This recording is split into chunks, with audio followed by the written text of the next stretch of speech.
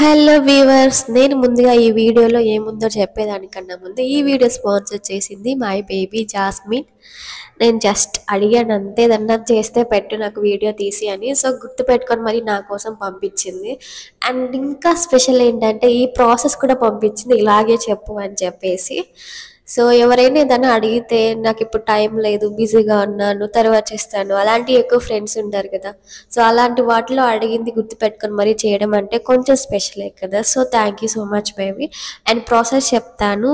Starting బొరుగులు తీసుకొని దాంట్లో ఉల్లిపాయలు, టమోటాలు, మిక్చర్ అండ్ పీనట్స్ వేసుకొని తర్వాత కొత్తిమీర వేసుకునింది. దాని తర్వాత కారం, సాల్ట్ వేసుకొని బాగా మిక్స్ చేసుకోవాలంట. ఏంటంటే బాగా మిక్స్ చేస్తేనే టేస్ట్ వస్తుందంట, మరీ మరీ చెప్పింది.